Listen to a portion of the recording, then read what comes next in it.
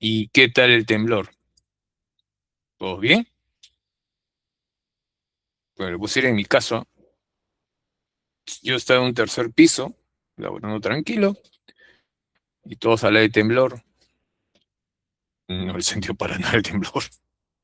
Bueno, puede ser porque supongo que se movió mi silla, pero no una vibración, ¿no? Pero hay que estar precavidos.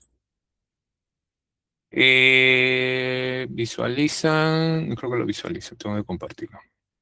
¿O sí? ¿Sí lo visualizan, por favor? ¿Se ve, Denise? Sí, sí se ¿Sí? ve. Ya, listo, gracias. ¿Cómo están ustedes?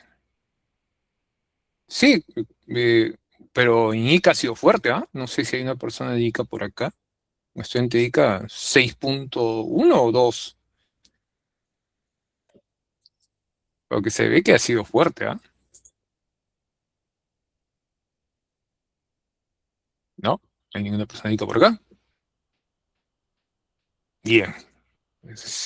Mencionan aquí que ha sido fuerte, pero bueno, estamos en una zona sísmica, ¿no? Entonces hay que estar preparados para eso. Bien, vamos a empezar entonces nuestra semana 5, esperando que todos ustedes estén muy bien. Y listo. Esta sesión 5 ya nos falta una. En la próxima viene evaluación. Ya les comunicará Denise. Vamos a ver ese tipo de evaluación. Y vamos a hablar de este punto 5, que es los procesos de auditoría de sistemas.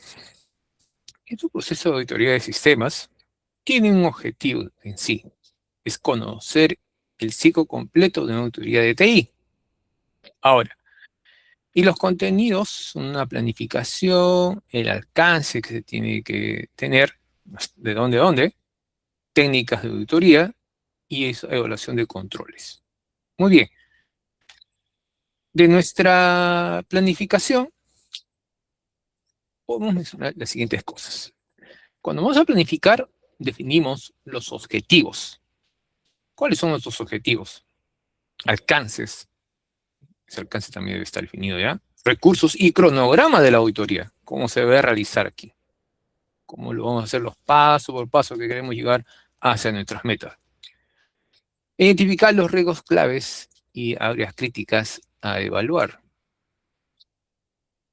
Aquí también establecen los criterios, normas y metodología a utilizar. El ISO, si vamos a nuestro ISO 27001 con esa versión 2022, nuestro COBI, nuestra gobernanza en sí, 2019, o 2019, perdón, sí, está bien, 2019, 2029, 2019, también para asegurar la eficiencia y enfoque en la auditoría. Vamos a asegurar también esa eficiencia y ese enfoque en nuestra auditoría. Y aquí, llevándole a un ejemplo actual, porque todo auditor debe conocer los temas que va a leer ahí en esa auditoría, en esa planificación, va a haber una auditoría a una empresa SaaS, ¿no? SaaS, ya sabe que está en la nube, una identificación de riesgos de cloud, puede ser Amazon Azure de Microsoft, definición de objetivos acerca de la seguridad y la disponibilidad, y uso de herramientas de gestión, como Jira y ServiceNow. Hay herramientas de gestión que nos permite usarlas, una de ellas o ambas, estas herramientas.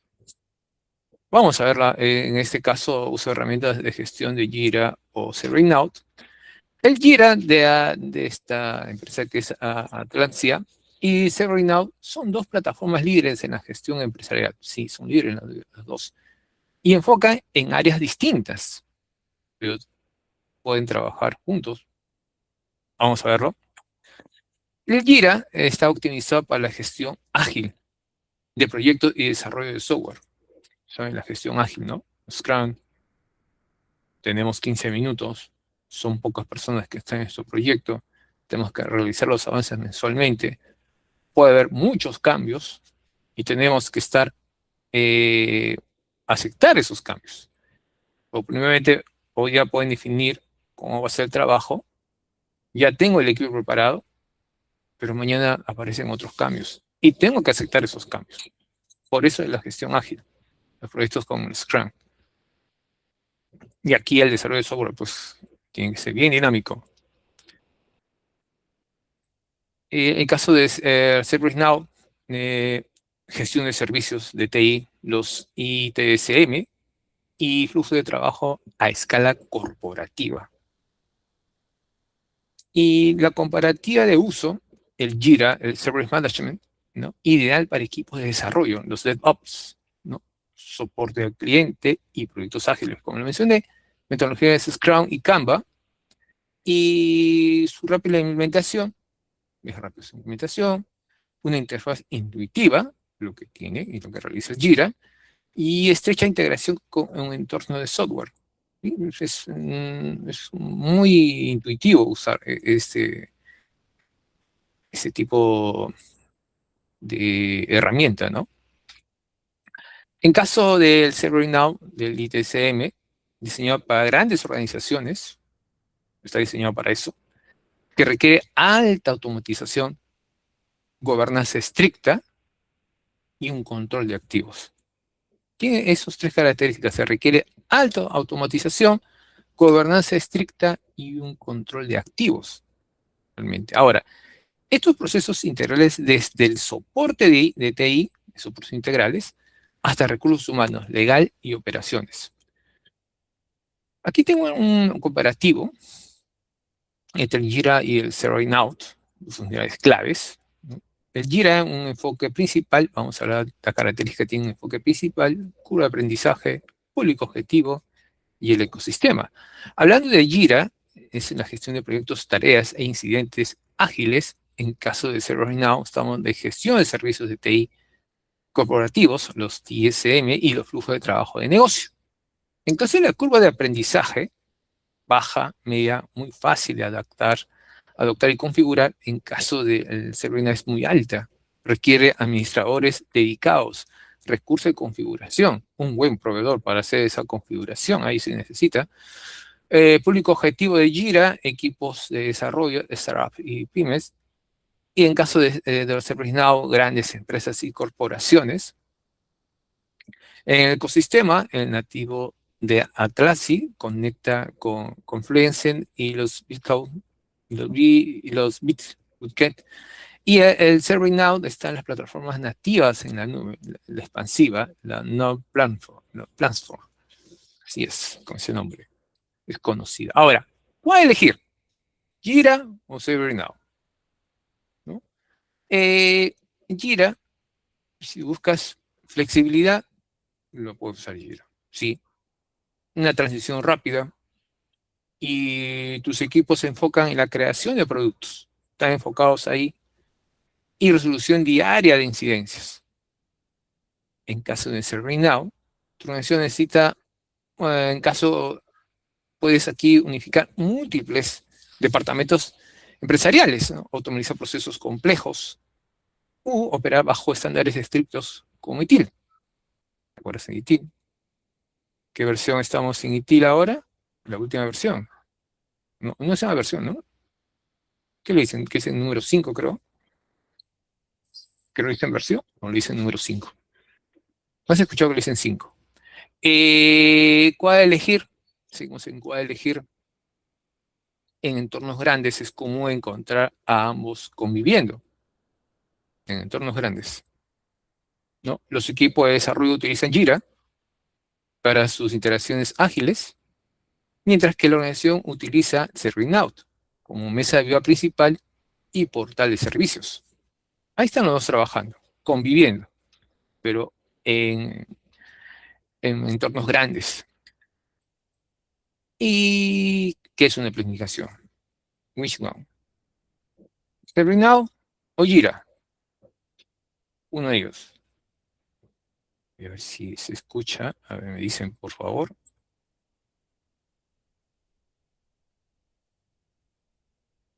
¿Se escucha, por favor?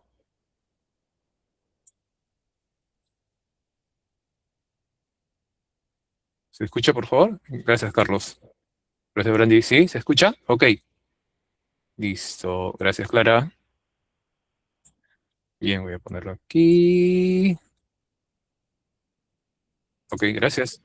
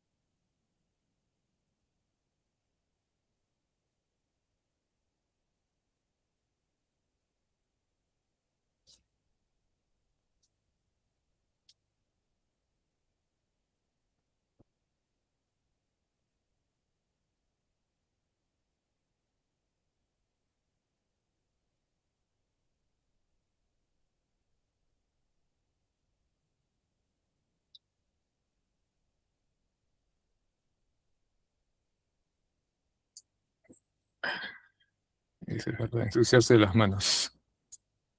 A ver, sí lo ven, ¿no? Por favor.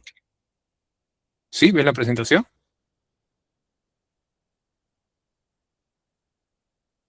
¿Sí? Ok, gracias. Sí, sí, ok, listo, gracias. Listo. ¿Han visto estas diferencias? Si usamos CyberNow, necesitamos pues buenos recursos económicos para tenerlo, pero funciona en una gran corporación. Demora meses para implementar en caso de Jira, vamos usarlo en instantes nada más. Y en un mes tenemos para trabajar con ella, con esta herramienta. Y el modo Pro sí tiene un costo, ¿no? Es también gratuito, el Jira. Un ejemplo actual es el caso de auditorías de resiliencia operativa. Fíjense, es una resiliencia operativa, ¿no? Ante la migración de servicios críticos de un centro de datos local a un modelo de la nube híbrida. Pero cuando hablamos de auditoría de resiliencia operativa, ante la migración de servicios, una resiliencia, fíjense, cuando hablamos de resiliencia operativa ante la migración de servicios críticos, hablamos de un servicio, o sea, evalúa la capacidad de la organización para anticipar, absorber, adaptar y recuperarse de interrupciones tecnológicas. De eso hablamos de una resiliencia operativa. Y eso garantiza el traslado, si tenemos o sea, nuestro centro de datos, desde el centro de datos, el data center actual, a uno nuevo, si tuviera problemas, o a la nube, para que mantenga la continuidad del negocio y evite tiempos de inactividad. Ahora, esta residencia operativa, para asegurar el éxito realmente de esta auditoría, se estructura de las siguientes fases y controles claves.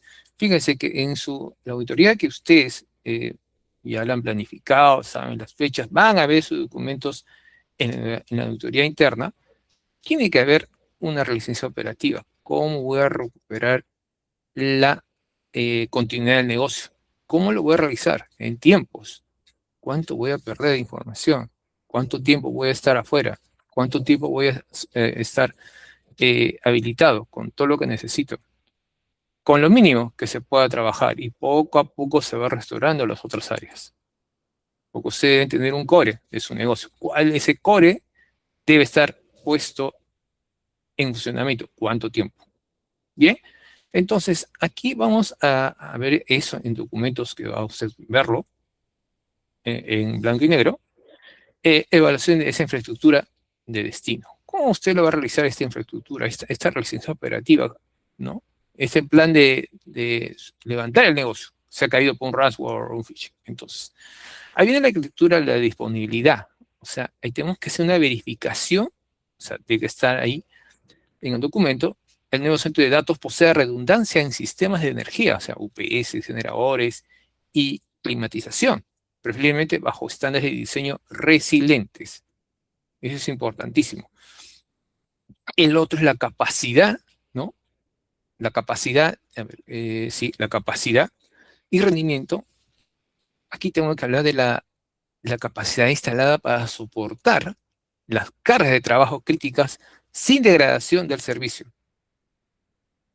He caído y tengo que ver esa capacidad que he puesto va a soportar la carga de trabajo críticas sin degradación de servicio. El otro sería la parte de la auditoría de la latencia. En eso estamos hablando del ancho de banda, estamos hablando de la redundancia de los enlaces de red primarios y alternativos que tenemos que tener, ¿no? Eso se trata de la conectividad. El punto 2 es la gestión de riesgos en la migración. Vamos a migrar. ¿Cómo está esa evaluación de riesgo de TIC? ¿No? Identificación de posibles puntos únicos de fallo, los SFOF, más bien son conocidos, dentro de esta resistencia operativa. El otro punto sería la gestión de terceros, los acuerdos de nivel que tengo con ellos. Me tienen que apoyar en esto, porque tengo un acuerdo de nivel de servicio, lo conocido, lo SLA, de proveedores TIC y empresas de mudanza especializada. Como lo mencioné en las sesiones 1, 2, 3, si tenemos esos acuerdos de servicio, los SLA, lean sus contratos. Léanlo, por favor. Bien detallado. Cuando sucede esta circunstancia o estas incidencias, como llaman otros, tengo que tener ese apoyo. Porque tengo que levantar mis servicios rápidamente. ¿Tengo estos acuerdos de nivel de servicio? Sí, los tengo. Tengo que hablar con mis proveedores. Quiero equipos, diferentes accesorios o equipos de comunicación. Necesito esto. ¿Los tengo? Sí. ¿Y cómo están mis otras sucursales? Si tengo sucursales, ¿no? Ahí todo listo, preparado. Y eso debe estar en su documento de auditoría. Sigamos con la gestión de riesgos en la migración. Estrategias de reversión, los rollback, conocido como los rollback. Y hacemos una verificación, o sea, vamos a verificar que los planes documentados y aprobados para abordar la migración y restaurar los servicios del data center que tenemos ahí, no debe caer, original, si ocurre un fallo crítico. Hablamos ahora del tercer punto, continuidad y resiliencia del negocio. El objetivo es la recuperación. Y aquí hablamos de una auditoría del cumplimiento del parámetro. ¿Cuáles son esos parámetros? Son el RTO, el tiempo objetivo de recuperación, cuánto vamos a recuperarnos, cuánto estaremos nuevamente en Internet, como llaman otros, cuánto estamos operativos, cuál es el plan de recuperación de mi negocio, como le llaman los BCP, y el RPO, punto objetivo de recuperación, establecidos por el negocio. El otro punto es el respaldo de datos. Aquí los procedimientos obligatorios de respaldo, o sea, los backups. ¿Cómo son mis backups? ¿Cómo los he llevado mis backups? ¿Dónde los he guardado? ¿He hecho pruebas de restauración? Porque tiene que ser exitosa esa prueba de restauración, ¿eh? Antes de su traslado. Prueben esto, tienen que probar usted sus backups. No solo es sacar las copias, que bien, ya tengo mi copia de un mes, pase lo que pase, tengo aquí mi data que sea el 95% o el 99% al otro día. Tiene que probar cuánto demora en bajar toda esa data. Es importantísimo. Y eso debe también figurar en sus auditorías. ¿Cómo se realizan? Voy a poner los tiempos también. Quizá tengo un auditor curioso que sepa el tema y comienza a hacerle preguntas a usted o al especialista, ¿no? Al técnico que va a estar ahí en la auditoría. ¿De cuánto tiempo demora? ¿Cuántos datos son? Tantos teras. Ah, mira, ¿y cuánto demora bajar toda esa cantidad de data que usted tiene?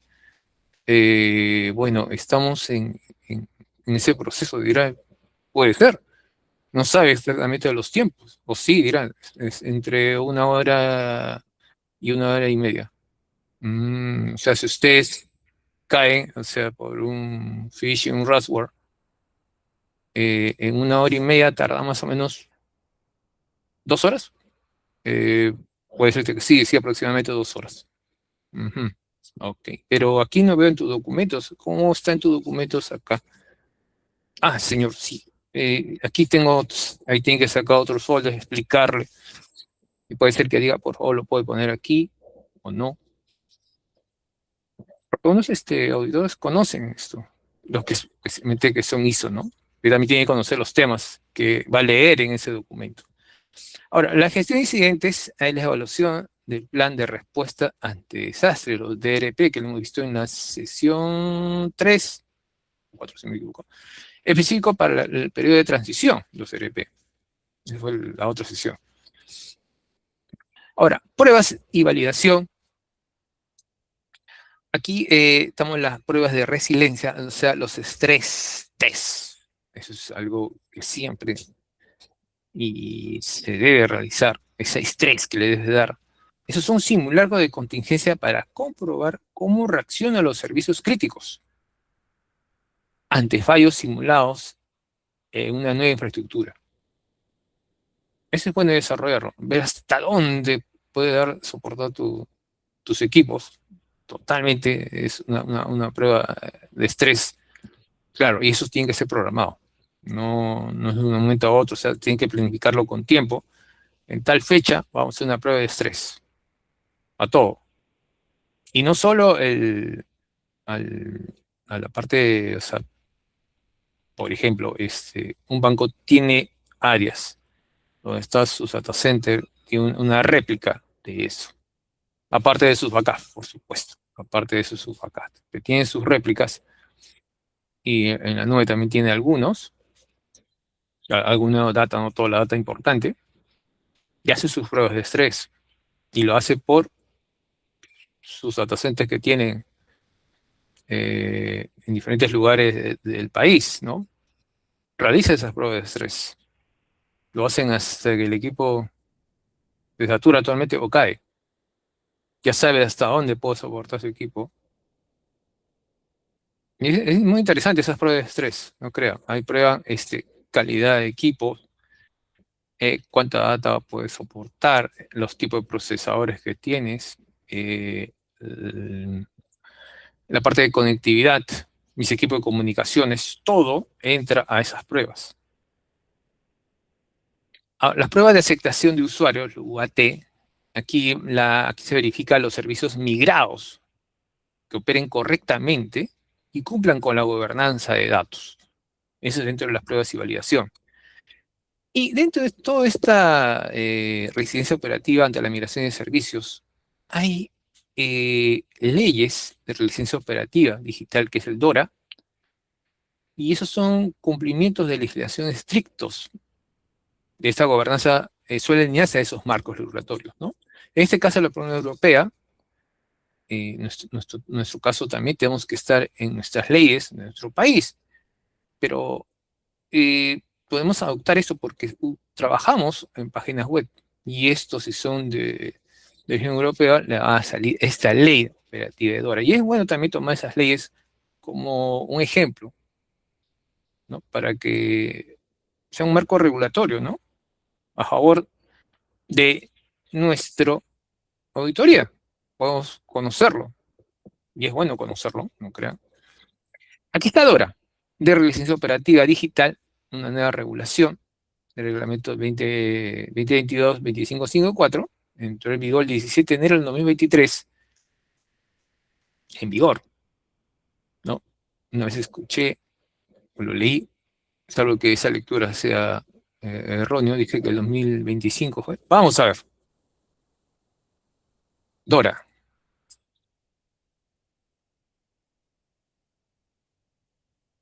voy a ponerlo aquí, lo voy a ampliar, yo sé que sí me escucha. Ya, listo. Ah, ya estoy acá. Dora, listo. Pongo en Dora.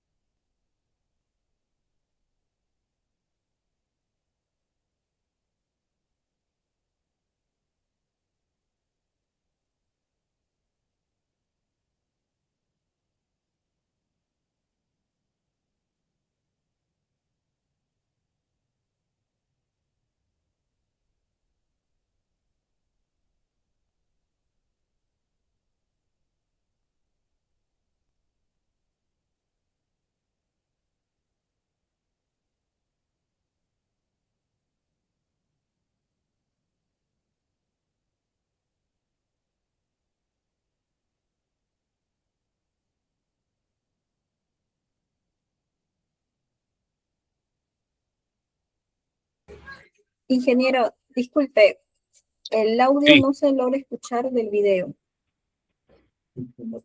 ¿no se le escucha el audio? No, no se escucha. No le he compartido entonces. Ah, por eso pregunté. Voy a dejar de compartir. Voy a compartir estos. No se escucha, ok. Disculpen, por favor. Ya, voy a poner el principio entonces. ¿No? Muy bien. Gracias, Denis. Muchas gracias. A ver. Hola a todos. Ahora sí, por favor, ¿se escucha? Sí, ahora sí se escucha. Sí, muchas gracias. Muchas gracias. Y disculpen, por favor. Pensaba que estaba con todo el audio. Aquí va. Y escúchanlo bien, es algo muy importante saber eso y conocerlo, ¿ah? Y conocerlo, ley Dora. Qué gusto teneros por aquí. Hoy vamos a meternos de lleno en un análisis fascinante para desglosar un marco legal, bueno, nuevo, increíblemente complejo y sobre todo con un impacto monumental para el sector financiero europeo. Vamos a desmitificar DORA, es decir, el Reglamento sobre la Resiliencia Operativa Digital del sector financiero. Os aseguro que este texto legal va a cambiar literalmente las reglas del juego sobre cómo las instituciones protegen sus sistemas tecnológicos. Así que vamos a empezar este recorrido para entender de forma clara y directa este tremendo cambio normativo. Para empezar, quiero que nos fijemos en esta enorme cifra, 22.000. Sí, 22.000. Ese es el número aproximado de entidades financieras interconectadas que operan ahora mismo dentro de la Unión Europea. Estamos hablando desde gigantescos bancos multinacionales hasta esas pequeñas plataformas de financiación colectiva. Y la cuestión es que todas, absolutamente todas, están unidas por una inmensa red de infraestructura digital. Es como un gigantesco castillo de naipes invisible, ¿verdad? Y claro, este inmenso nivel de interconexión nos muestra una escala de riesgo sistémico que es sinceramente monumental. Cuando tienes a 22.000 entidades dependiendo de sistemas digitales que se entrelazan todo el tiempo, la vulnerabilidad de una sola pieza puede convertirse en un abrir y cerrar de ojos en la caída de todo el sistema. Y ojo, porque esto ilustra a la perfección el peligro central que identificó la Junta Europea de Riesgo Sistémico. En el mundo hiperconectado de hoy, las fronteras físicas dan exactamente igual. Un simple hackeo localizado, un fallo de software en un proveedor pequeñito o una brecha de seguridad en una sola de esas 22.000 entidades puede provocar un efecto contagio brutal a nivel financiero y sin fronteras. Ya no hablamos solo de que a un banco le roben datos, no. Hablamos de que el mercado global se quede totalmente paralizado. Nos enfrentaríamos a fugas masivas de liquidez y a una pérdida de confianza absoluta si los sistemas dejan de funcionar. ¡Una locura!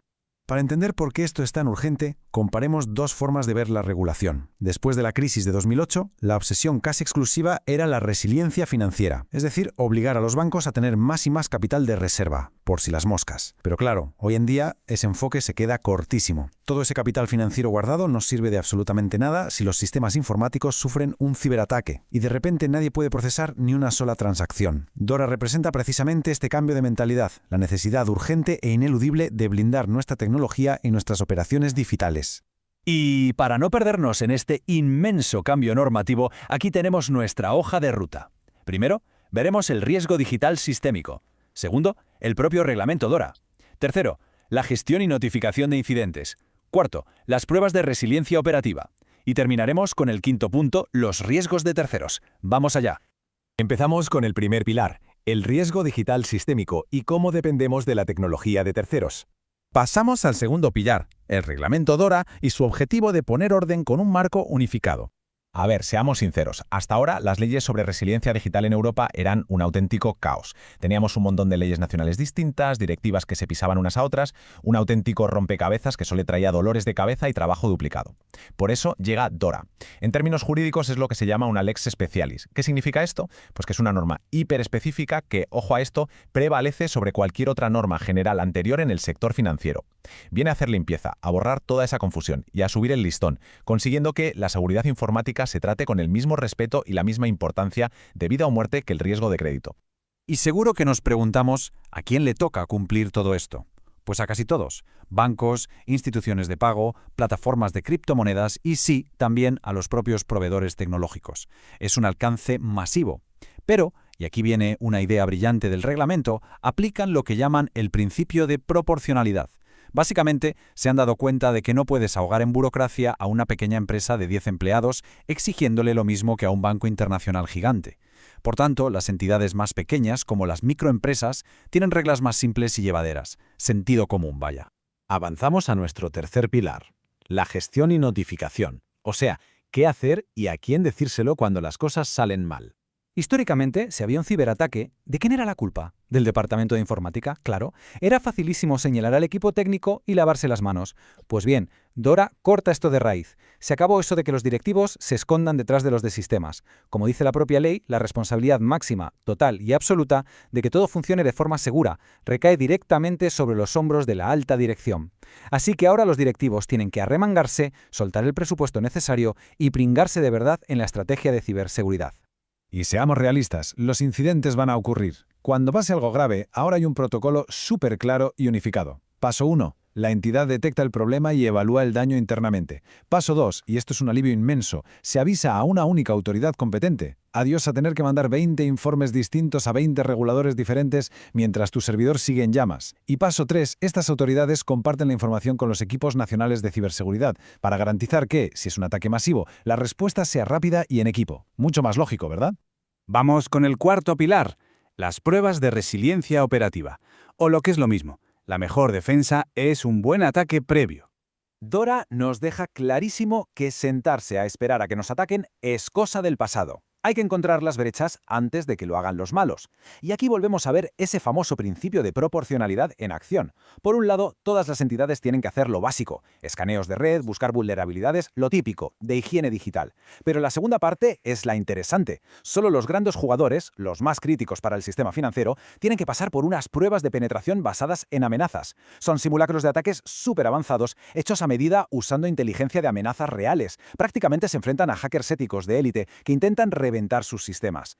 Y así llegamos a nuestro quinto y último pilar, que es sin duda uno de los más revolucionarios: los riesgos de terceros y los proveedores externos. Pensemos en esto por un segundo, porque pone un poco los pelos de punta.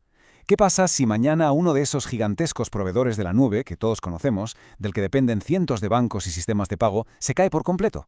O peor, sufre un ataque catastrófico. Es aterrador. Esto es el riesgo de concentración sistémica en su máxima expresión. El sistema financiero entero podría irse a pique no por un problema de un banco, sino por el fallo de una sola empresa tecnológica que hasta ahora ni siquiera estaba bajo el radar de los supervisores financieros. Pues para cortar esto de raíz, la Unión Europea se ha sacado de la manga un marco de supervisión inédito. Por primera vez en la historia, estos grandes proveedores tecnológicos van a estar vigilados directamente por un supervisor principal del mundo financiero. Y ojo al poder que les han dado. Pueden obligar a estos gigantes globales a crear una filial física dentro de la Unión Europea. Tienen derecho a presentarse en sus oficinas y decir: venimos a inspeccionar vuestros servidores. Y por supuesto pueden emitir recomendaciones vinculantes y ponerles multas astronómicas si no cumplen. Es un cambio de reglas espectacular. Pero la cosa no queda ahí. De puertas para adentro, la orden es no depender ciegamente de nadie. Dora prohíbe que los contratos con estos proveedores sean un simple trámite. Se acabó eso de estar atrapado tecnológica y legalmente sin escapatoria. Las instituciones tienen que tener un plan de salida realista. Si el proveedor quiebra o falla, el banco tiene que tener garantizado por contrato el derecho absoluto a recuperar todos sus datos, para poder irse a otro proveedor sin causar un apagón financiero. Para cerrar este análisis, creo que queda clarísimo que Dora no es un trámite burocrático más para archivar en un cajón. Es un cambio de cultura monumental que coge a la tecnología y la pone exactamente al mismo nivel de importancia que el dinero en efectivo. La gran pregunta ahora, mientras todo esto empieza a aplicarse en el mundo real, es: ¿estará el sector financiero tradicional de verdad preparado para cambiar su mentalidad, rascarse el bolsillo y cumplir con este implacable nuevo estándar de supervivencia digital? Ahí lo dejo para que lo pensemos. ¡Hasta la próxima! Fíjense, ese Dora, interesante, ¿no? Dice un cambio cultural de pensamiento, ¿no? Ya no es responsable si cae todo en otro sistema, la área, pues, sistema, ¿no? Sistema es el culpable de todo que se ha caído. No. Los responsables de todo por no invertir su dinero, ahí lo está diciendo de una forma indirecta, es la parte de los dueños del negocio en sí. Eso nos está diciendo Dora y eso es algo que se aplica dentro de la Comunidad Europea. Muy interesante esto de la ley de resiliencia operativa. Y hablamos de resumen de la planificación. Es una fase estratégica, por supuesto que sí. Define los objetivos, los recursos necesarios y el cronograma del examen. Y esto hace la identificación de los procesos críticos del negocio y la evaluación preliminar de riesgos para priorizar las áreas de mayor impacto que vamos a tener. Aparte, hace una planificación sólida, asegura que el esfuerzo de auditoría esté alineado con las prioridades. Hay que asegurar eso, que el esfuerzo de auditoría esté alineado con las prioridades de gobierno de TI y los requisitos de cumplimiento. Esto por aquí. Eso, mi amigo. Muy bien. Listo. Ahora vamos a ver el alcance de este punto. El alcance, vamos a ver y vamos a ir hablando por diferentes presentaciones que vamos a tener. Aquí se definen los límites de la auditoría. ¿Cuál es el límite de la auditoría? Incluyendo sistemas, procesos y unidades organizacionales. Aquí permite enfocar los esfuerzos en áreas relevantes y críticas, evitar esas desviaciones y asegurar el uso eficiente de recursos. Estamos a nuestro alcance, está definido a nuestro alcance. Entonces tenemos que evitar esas desviaciones y asegurar el uso eficiente de recursos. Ustedes saben que los recursos son limitados. Entonces tenemos que alinearnos ahí, ¿no? Asegurar ese uso eficiente. Debe estar claramente documentado y aprobado por las partes interesadas, como dice acá, claramente documentado, es un file exclusivo para él, como se alcance, como se ha definido, y aprobado por las partes interesadas. Un ejemplo práctico es una auditoría, un fintech, en el cual se va a realizar el alcance, su sistema de pagos digitales, ese es su alcance que quiere realizar, o su auditoría, la exclusión, sistemas legacy no críticos, y un enfoque de APIs, seguridad y transacciones. Cuando hablamos de un enfoque de APIs, seguridad y transacciones, dentro de la auditoría de fintech, estamos hablando de proteger el ciclo de vida, vamos a proteger el ciclo de vida completo de los datos. Todo ese ciclo de vida para garantizar la integridad y confidencialidad de nuestros datos, nuestro core, nuestro negocio, y implementar controles de accesos estrictos, cifrado de extremo a extremo y protocolos de validación en tiempo real. Dentro de los pilares de integración y seguridad para un enfoque de API de seguridad y transacciones, está la autenticación y autorización. ¿Se acuerda que hablamos de los estándares OAuth 2.0? Creo que es en la sesión 3, ¿no? Y el OpenAI Connect, para validar esa identidad de los usuarios y garantizar que solo accedan a recursos permitidos, no más. Solo acceda a recursos permitidos que se le está dando. En caso de gestión y transacciones, vamos a hacer la implementación de un patrón SAGA o el protocolo de confirmación de 2 fases, los 2 PCs, ¿no? En una arquitectura de microservicios, y mantener la autonomicidad y consistencia de los datos. Cuando hablamos de autonomicidad, nos estamos refiriendo a, por ejemplo, yo compro un producto, o sea, la tienda A y un comprador B. Compra el producto, o si no, ¿cómo lo puedo decir? No, voy a decir otra forma, si no, nos vamos a enredar ahí. Yo voy a necesitar, A necesita hacer un pago a B. Entonces, A le da 100 soles, envía esa cuenta, es una transferencia a B. Pero sucede un problema, una falla, ¿y qué hace el sistema?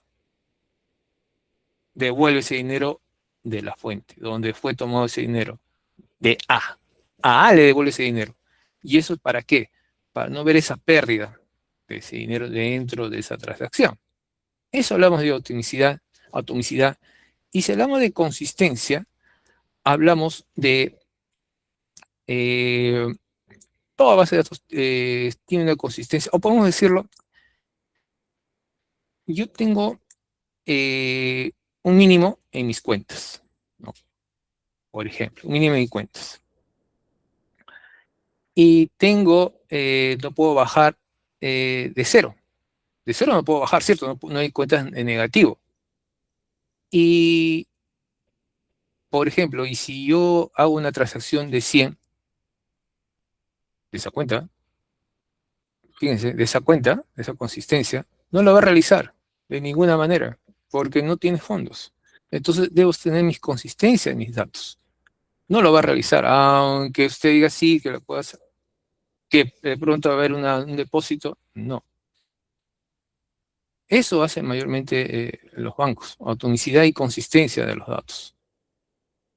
Tiene fallos, no hace la transacción y se asegura la operación y lo regresa nuevamente a donde fue realizada la transacción, en el caso de A que le he puesto.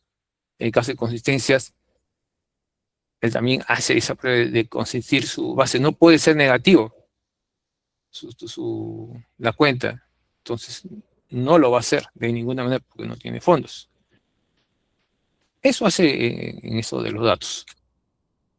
Y eso se tiene que cuidar bastante.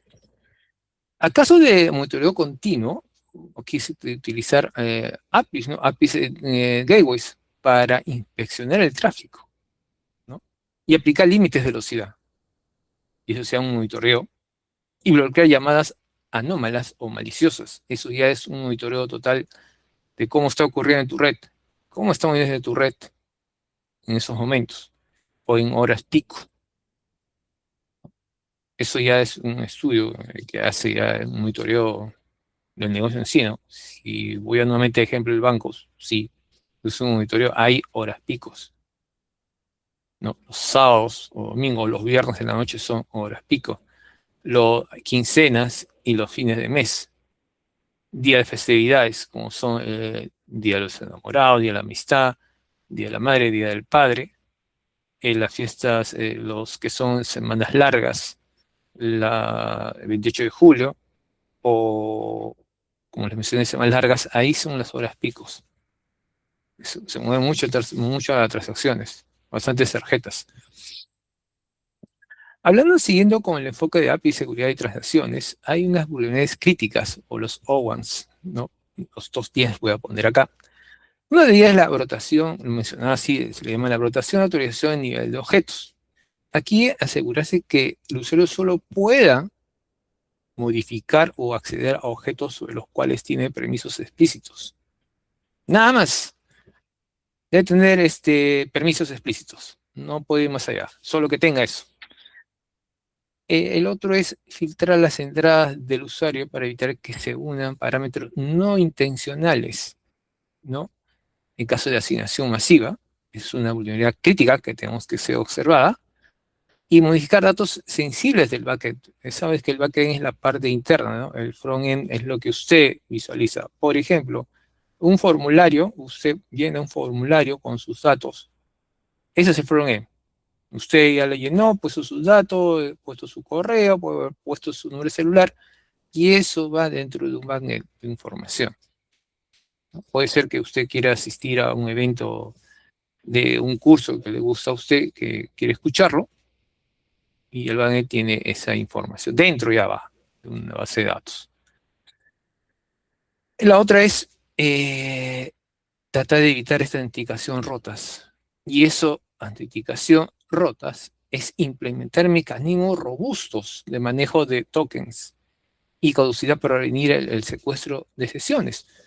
Eso también usted lo puede mencionar dentro de la auditoría. Tú tienes vulnerabilidades críticas, ¿cierto?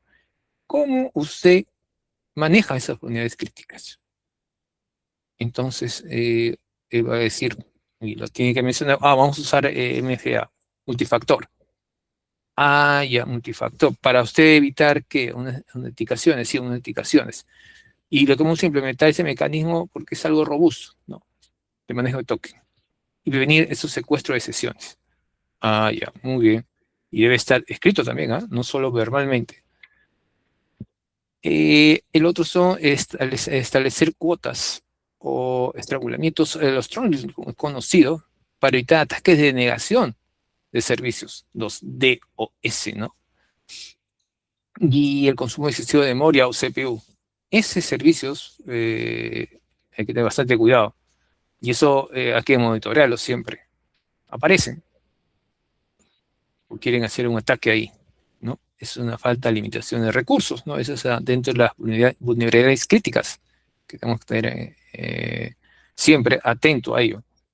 Y debe estar dentro de también cómo lo va a planificar dentro de su auditoría, cómo lo van a hacer en la empresa que va a auditar usted. Y el ejemplo actual, donde tengo el siguiente ejemplo, es definir un alcance del cumplimiento de esta ley de protección de datos.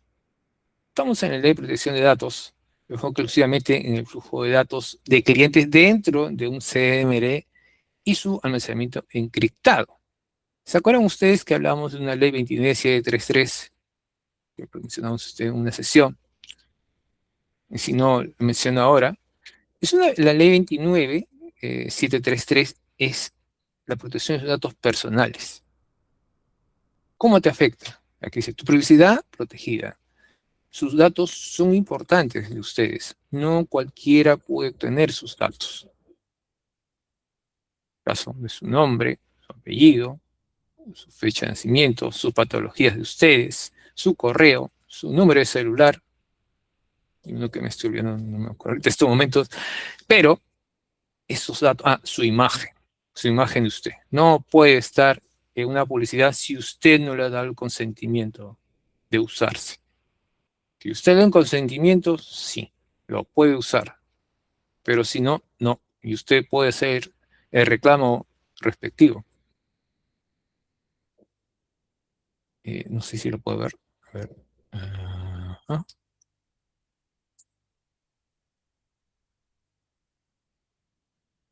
Si lo escuchan, por favor.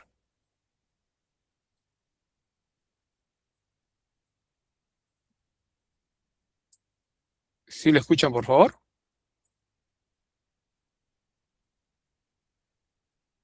¿No? ¿No, Brandy? ¿No se escucha? Ya, ok. Entonces tengo que dejarlo. No, ok. Gracias.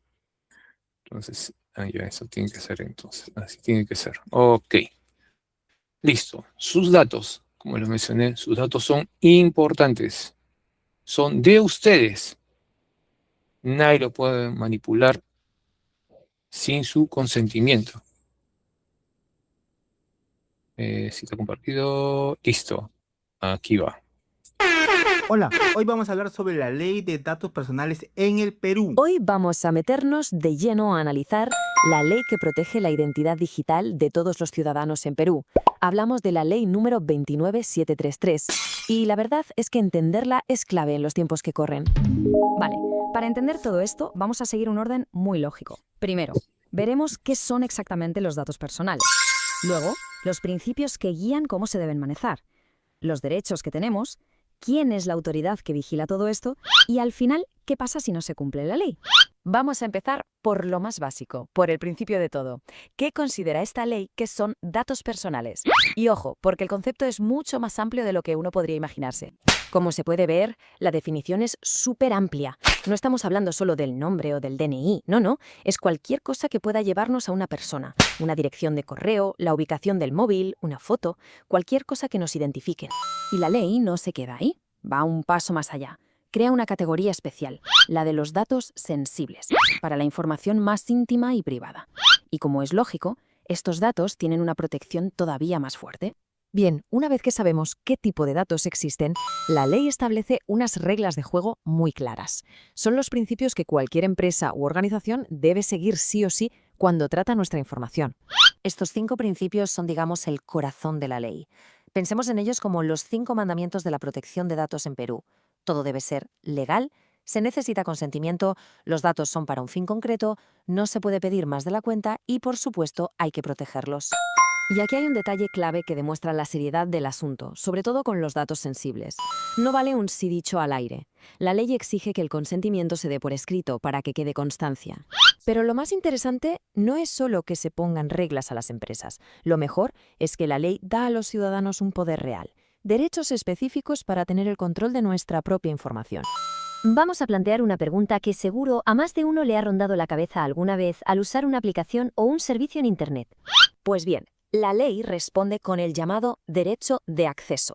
Es, básicamente, el poder de decirle a una empresa: a ver, enséñame todo lo que tienes sobre mí, de dónde lo sacaste y a quién se lo has dado. Así de claro. Vale, ya sabemos que tienen. Pero, ¿y si está mal? ¿Qué pasa si hay un error o la información es de hace años y ya no vale? Pues para eso está el derecho a rectificar. La ley nos da la capacidad de exigir que se corrijan datos que no son correctos, que se añada información que falta o directamente que se borre lo que ya no es necesario. Pero la cosa no acaba ahí, ¿eh? El abanico de derechos es súper completo.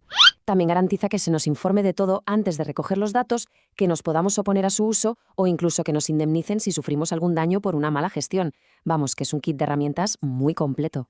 Claro, todo esto está muy bien sobre el papel, pero ¿quién se asegura de que se cumpla? ¿Quién es el árbitro en este partido de los datos? Pues aquí la tenemos.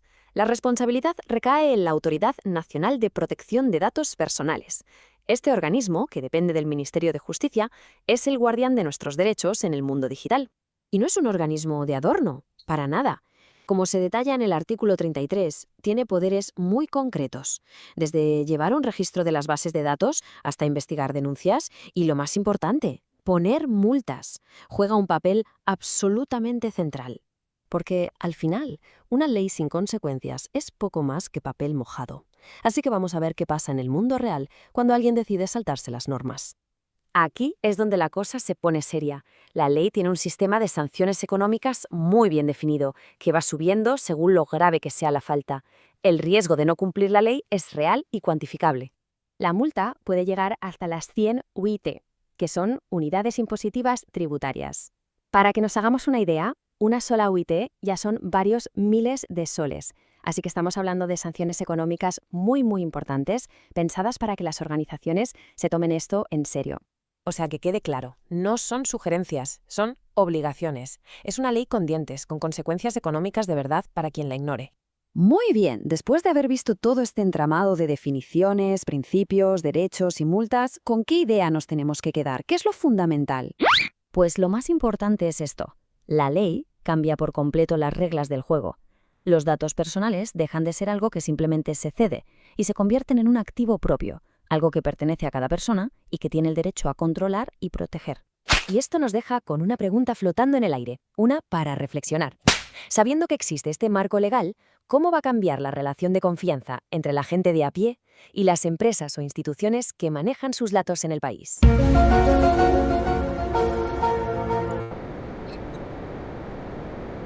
Como dicen ahí, ¿no? ¿Cómo será ese trato, ¿no? De la ley. A ver, acá está. ¿Y ustedes qué opinan? ¿Esa ley se ejecuta o no se ejecuta en nuestro país? Pueden decir ustedes sí, no, puede ser, o no sabían que esa ley está vigente, ¿ah? Esa ley. ¿Qué opinan ustedes?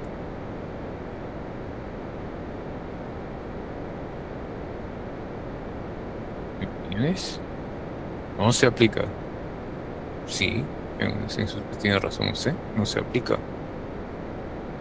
Eso sí es verdad. Solo un ejemplo, ¿no? La ley no lo cumple todos. Un ejemplo nomás, ¿no? Los operadores te llaman, ¿no? Por obtener tus números para que te dejes al operador que tienes y te mueves al otro, ¿no? ¿Y cómo ellos tienen tus datos? ¿Cómo saben tu número?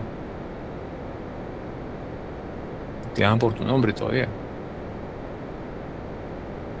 Así es, para que no los bloquees. Ahí está, usted dio un punto de dónde está ubicado, ¿no? Ahora, y esos datos están sueltos, ¿ah? Y eso, la ley le está poniendo multas. Ahora creo que ha disminuido esas llamadas, ¿no? Porque antes eran todos los días, a cada momento. Ha disminuido bastante esas llamadas. Bien. Voy a continuar. Y solamente no está esta ley de protección de datos personales, ¿no? Como te afecten en sí. Y uno tiene que saber también defender sus datos. Hay una introducción a este Reglamento General de Protección de Datos de la Unión Europea, la ORGPD. Si ustedes han visto en varias páginas los cookies, ¿no? Te dicen si usted desea todo, ¿no? Usted puede marcar todo o denegar todo o configurar sus accesos ahí. Eso a la hora de en esa parte del Reglamento General de Protección de Datos Personales de la Unión Europea. Quiero que lo escuchen también, es algo importantísimo. Tener ese conocimiento también, aparte de nuestra ley, que tenemos que conocerla muy bien. Les sugiero que la lean.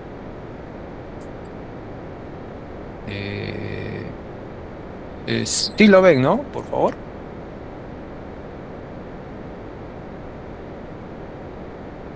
A ver, a ver, a ver, a ver. Allá. A ver. No creo que la vean. No le he compartido. A ver. Voy a compartir mejor. Mejor lo comparto. No lo vas a escuchar. Sí, mejor. Bien. El RGPD, el Reglamento General de Protección de Datos Personales de la Unión Europea. Aquí va. El Reglamento General de Protección de Datos, RGPD, es un marco legal que regula la protección de datos personales en la Unión Europea. Reglamento UE 2016/679. Principios clave del RGPD. Legalidad, equidad y transparencia. El tratamiento de datos debe ser legal, justo y transparente, con información clara sobre la finalidad y los destinatarios. Limitación de la finalidad. Los datos solo pueden ser tratados para los fines específicos y explícitos para los que se recopilaron, y no pueden usarse para propósitos distintos. Minimización de datos.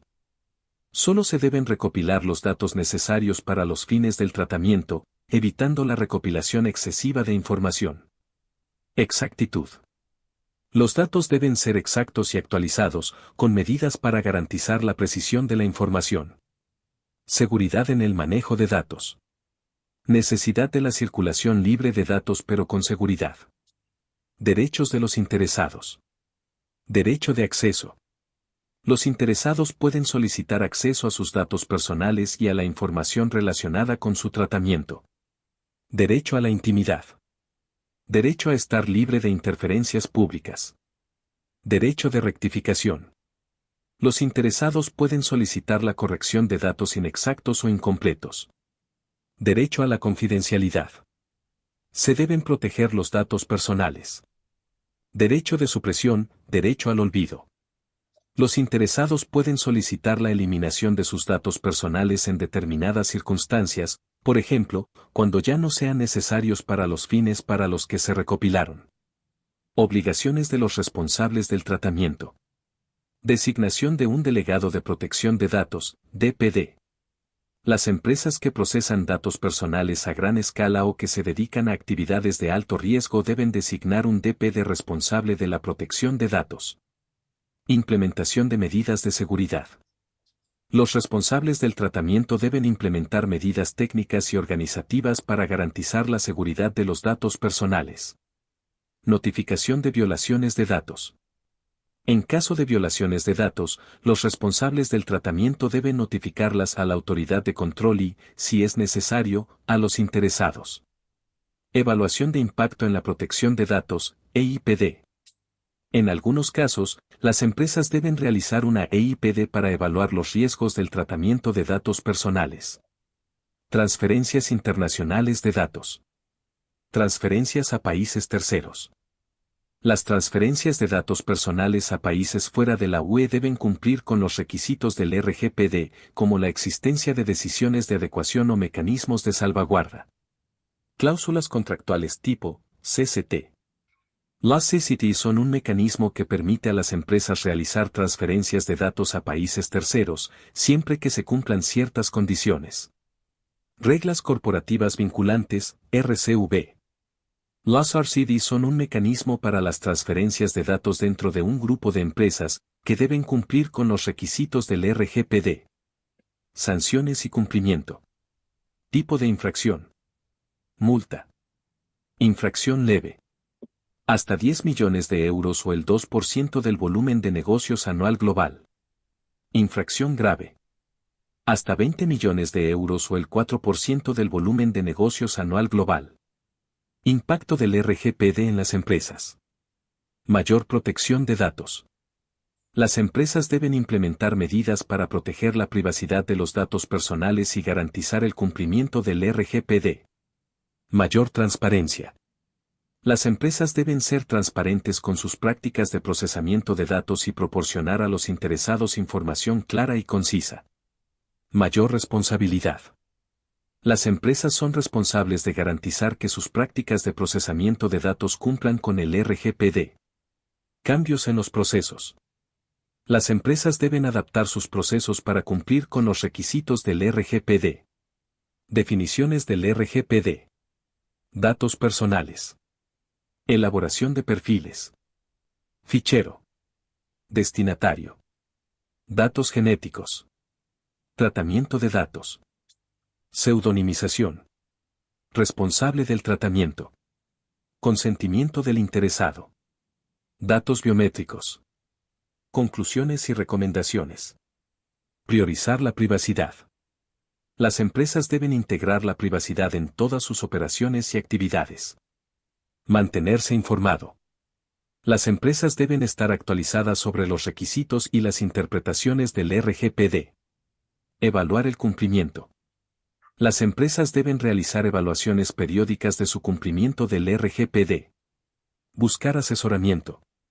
Las empresas pueden consultar con expertos en protección de datos para obtener asesoramiento sobre el cumplimiento del RGPD.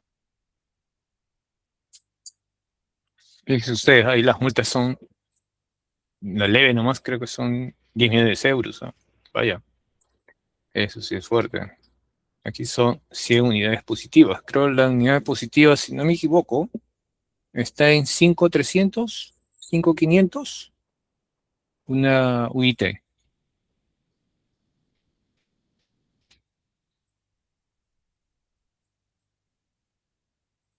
¿Tienen ese dato?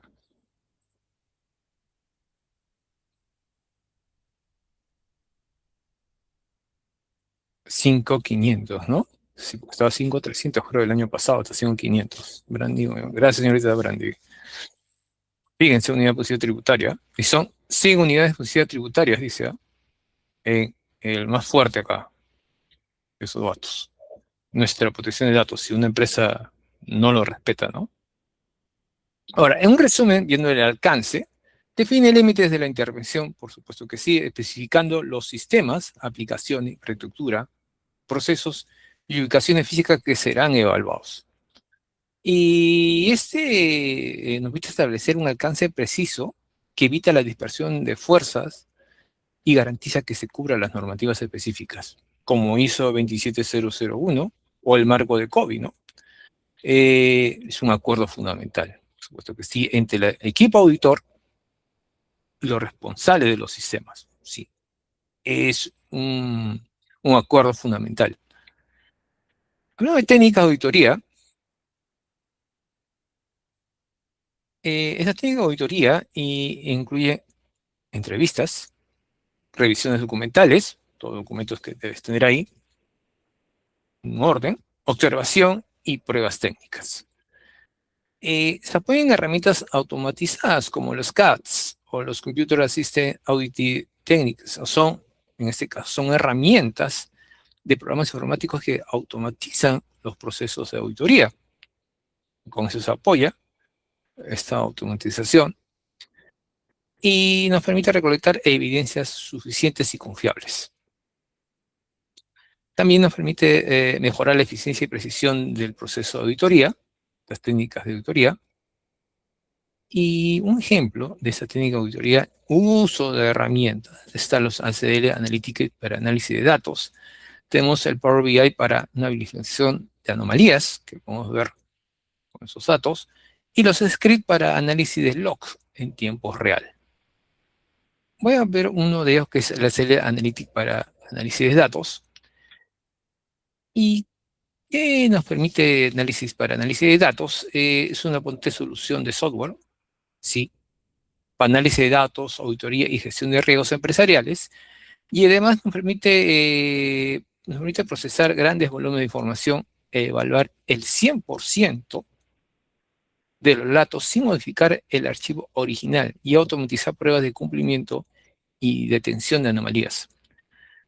Dentro de las funcionalidades y beneficios principales de este ACL Analytics para análisis de datos, está una amplia variedad de orígenes. O sea, el acceso a integridad de los datos es importante que tenga una amplia variedad de orígenes, incluyendo archivos planos, en caso los CSV, los TXT, hoja de cálculo, ¿no? Y base de datos conectados vía ODBC. Y esto nos permite garantizar la integridad al asegurar que la información original nunca se altere durante el análisis. Eso tenemos que tener, ese acceso de integridad de datos. Hay que cuidarlos, ¿eh? En eso sí. Seguimos con la función de beneficios principales. Tenemos en el análisis estadístico y de auditoría. Aquí es para realizar cálculos estadísticos, crear perfiles de datos, buscar duplicados, que debe existir, rectificar información y detectar outliers, o sea, valores atípicos, ¿no?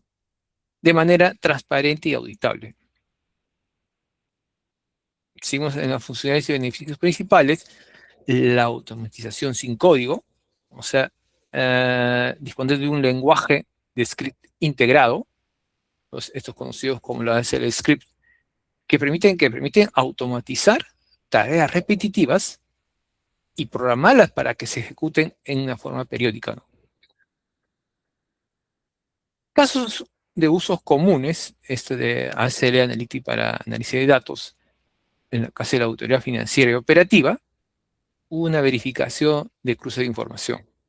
Por ejemplo, comparar los costos de productos comprados, ciertas personas, contra la tabla maestra de precios. Un cruce de información para identificar fraudes, errores o sobrecostos. Otro caso como uso común es en el monitoreo de controles continuos, ¿no? Unas evaluaciones automatizadas del 100% de los registros. Y esto nos permite asegurar que las políticas internas y normativas externas se cumplan a diario.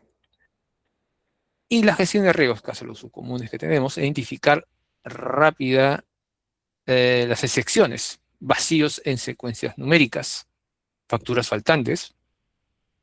Eso nos permite hacer esta gestión de riesgos. Otras acciones que se salen de la norma estadística. Hay que hay que observar eso, identificarlos, ¿no? Y eso nos permite el ACL Analytics para análisis de datos. Un ejemplo, terminando con ACL Analytics, voy a pasar a otro ejemplo. Aquí tenemos el uso de herramientas continuas o las auditorías continuas para monitorear el tiempo real cambios no autorizados en los contenedores de Docker o Kubernetes, los K8S. Y voy a hablar de las auditorías continuas. Este va a ser el punto que yo estoy tomando acá. Y esos temas también tienen que conocerlos ustedes para sus auditorías. Aquí nos permite ver, o sea, transformar la revisión tradicional en un proceso automatizado y preventivo. ¿Y esto qué nos permite a las empresas detectar fraudes al instante? Eso tenemos que detectar.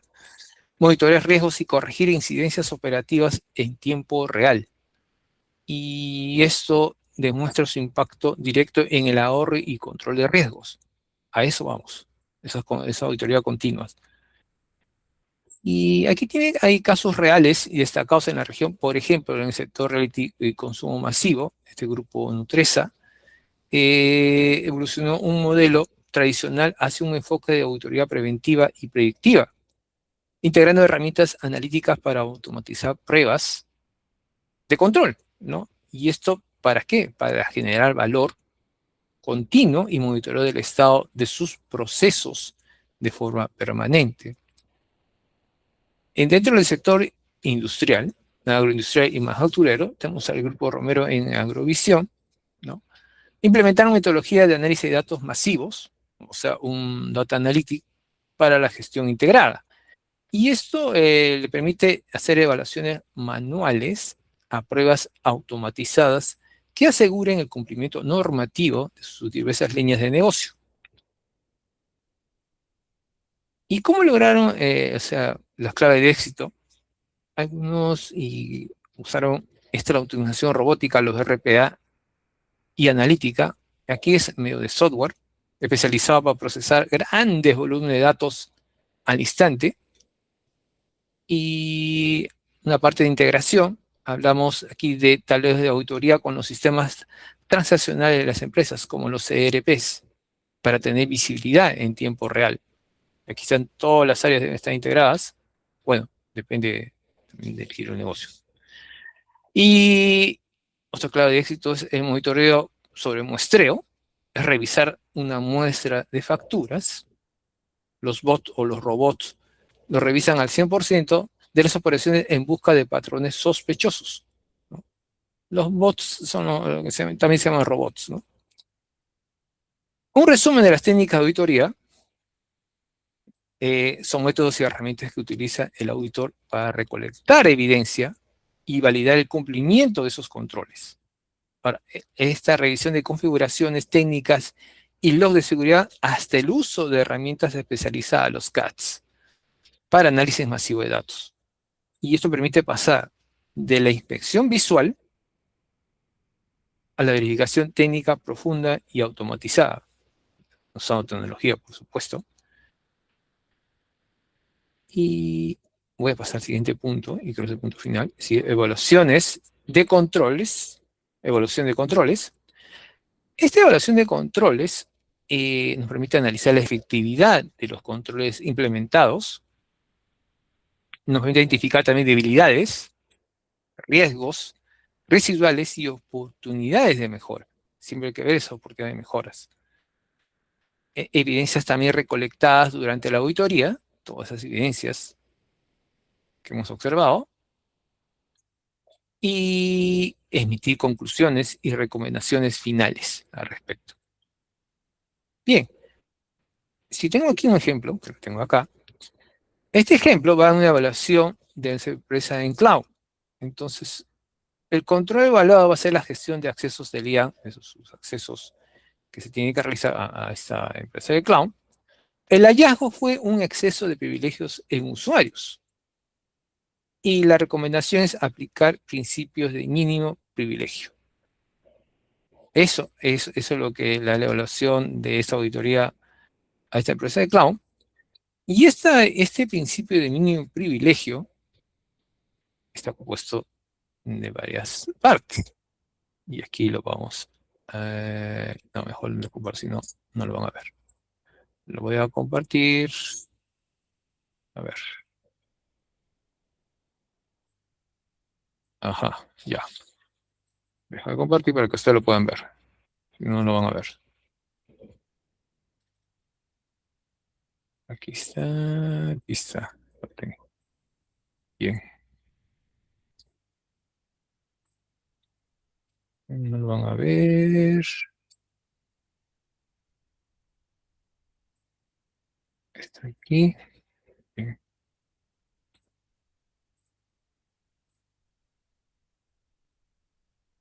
Ajá. Muy bien. Sí, el mínimo privilegio, los POLP. Al principio. Aquí está.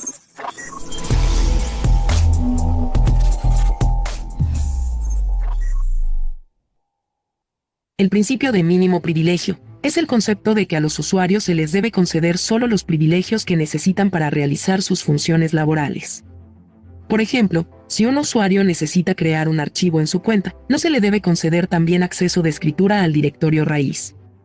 Este es un componente clave de la seguridad de la información y ayuda a garantizar que un usuario malintencionado no pueda poner en peligro el sistema, explotando una vulnerabilidad no parcheada. Beneficios del mínimo privilegio. Reducción de la superficie de ataque. Impide la propagación de malware. Simplifica las auditorías y el cumplimiento de normas. Concepto de confianza cero o Zero Trust. La confianza cero es un modelo de seguridad de red basado en la filosofía de que ninguna persona o dispositivo, dentro o fuera de la red de una organización, debe tener acceso a conectarse a los sistemas o servicios de TI, hasta que se autentique y se compruebe constantemente. En otras palabras, Toda conexión puede ser tratada potencialmente como hostil hasta que se demuestre lo contrario. Beneficios del Zero Trust. Permite mayor autenticación y protección ante usuarios externos. Reducción de daños e infracciones. Acceso seguro desde cualquier lugar. ¿Cómo se relacionan el principio de mínimo privilegio y el modelo Zero Trust? Ambos modelos se apoyan en la seguridad basada en la identidad, en la que cada usuario o dispositivo tiene una identidad asignada y su comportamiento puede ser supervisado para detectar actividades sospechosas. Es decir, que el principio de mínimo privilegio es uno de los conceptos centrales para el patrón de Zero Trust. Pasos para implementar Zero Trust en una organización. Realizar un inventario y definir cuáles datos, dispositivos y servicios se quieren proteger. Entender cómo interactúan entre sí los recursos informáticos. Una vez comprendido el sistema, crear permisos de acceso. Evaluar los procesos, las tecnologías del personal y sus habilidades. Crear soluciones rápidas y económicas. Crear una propia arquitectura de confianza cero que se adapte a las necesidades de la empresa. Crear y establecer políticas de acceso para los usuarios. Monitorear la superficie de protección y hacer revisiones frecuentes. En conclusión, estos modelos pueden aplicarse en cualquier organización con múltiples empleados o departamentos, incluidos los organismos públicos y las empresas. Si un empleado necesita acceder a datos sensibles, por ejemplo, es mejor que no tenga acceso a todo lo demás en la red.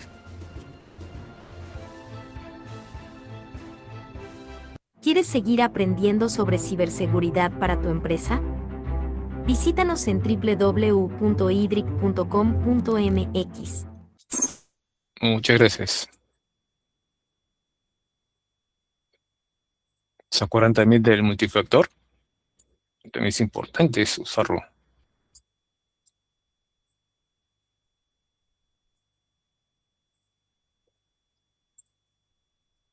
Bien, esa evaluación de controles, ¿no?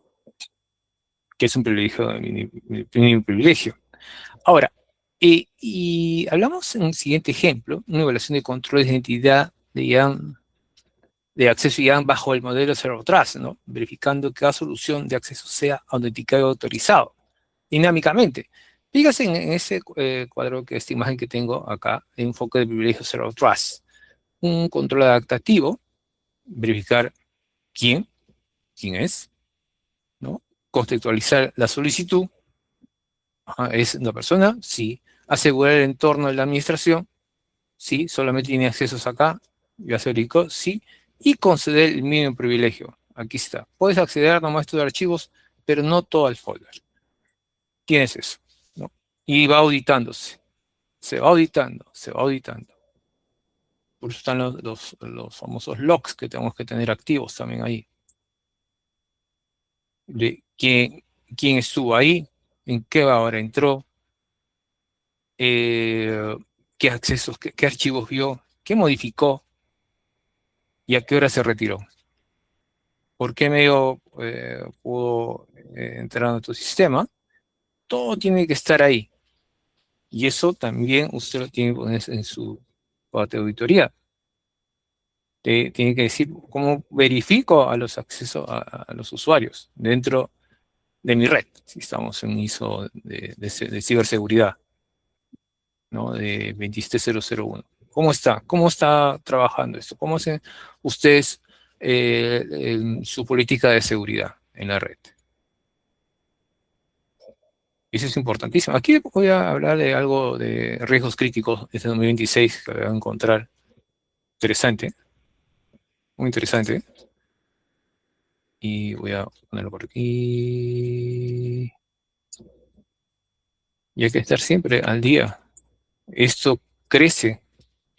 Uno puede saber cosas ahora y eso comienza a crecer. Lo voy a poner aquí. A ver. A ver. Esto por retroceder. Política de seguridad. Ya. Ok. Lo voy a compartir. Aquí está. Instagram. Creo que es lo mejor que... Ya está. Aquí lo voy a poner. Sí, aquí lo ve. Y listo. Aquí va. digital. Es por eso que desde el Instituto Iberoamericano de Derecho Digital y de la Ciberseguridad te vamos a comentar cuáles son los 5 riesgos principales que se han reportado para este año 2026. Tenemos, por ejemplo, a la extorsión sintética. Ya olvídate de la forma tradicional de utilizar el ransomware. En estos momentos están utilizando los deepfake para generar información totalmente falsa y exigirte extorsión para que ésta supuestamente no sea revelada. Envenenamiento de modelos. Atacan directamente los datos con los que entrenan a tu IA, haciendo que se sesgue o que tome decisiones peligrosas que tú no has autorizado o comandos que tú no has ordenado. Ataque de cadena de suministro 4.0. Este ataque no es directamente en contra de ti, sino en contra del tercero proveedor o prestador del servicio que has contratado, detectando vulnerabilidades que pueden afectar a millones de personas. Identidad biométrica. Una contraseña puede cambiarse, pero tu rostro y tu voz permanecen. Y esto lo saben los ciberdelincuentes. Es por eso que tienes que aplicar nuevas técnicas o formas de autenticación de doble verificación, no solamente para proteger tus cuentas, sino para proteger tus datos personales. Para mucha más información como esta, sigue al Instituto Iberoamericano de Derecho Digital y de la Ciberseguridad y sus redes. Y por eso recuerda siempre ser ciber, ser digital, ser IBDC. Hay que tener bastante cuidado con los deepfake. Eso sí es... Ahí se presenta una persona que uno conoce, ¿eh? Realmente lo conoce, está con su voz, pero hay que saber identificar esos deepfake. Ahora veo varios ahí por internet. He visto ahora uno último de un señor Romero, ¿no? Creo que está ahí, que no sé, dice que inviertan con él, tengan cuidado, puede ser un deepfake. Y usted dice, bueno, qué rápido, qué fácil, ¿no? Sí, o tener dinero rápido, pero puede ser una estafa. Tengan mucho cuidado, por favor. Hay personas, no solo ha sucedido aquí, ha sucedido afuera también, ¿ah?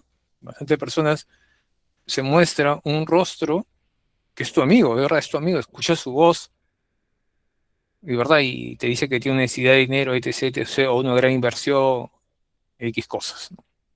Y uno le cree, ¿no? De verdad, es mi amigo, ¿no? No puedo desconfiar de él. Pero hay aplicativos que hacen eso. Detrás de él hay otra persona. Bien, un resumen de evaluaciones sin controles consiste en determinar la efectividad y suficiencia de los controles implementados para mitigar riesgos específicos. Esto tanto para los controles preventivos, delictivos como los correctivos, evaluando si están operando según lo diseñado, ¿no? Las pruebas de recorrido, se los conoce así, y si logran el objetivo del control.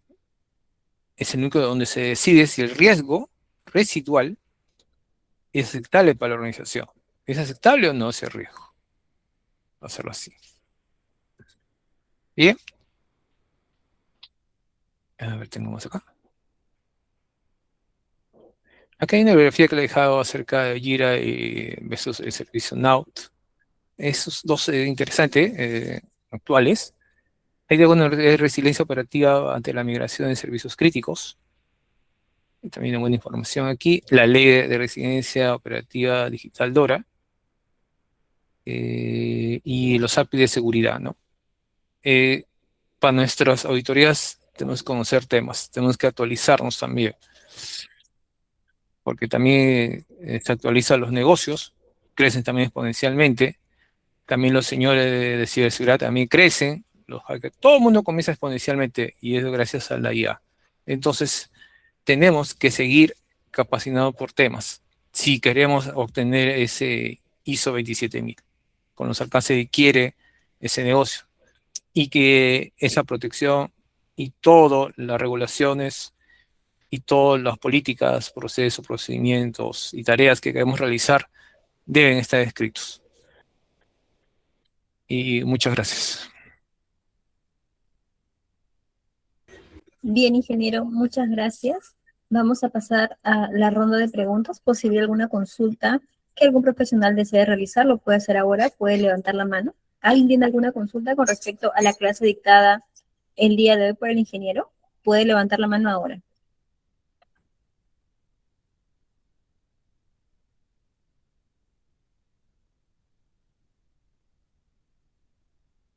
Bien, ingeniero, creo que no hay dudas el día de hoy, ha quedado todo claro.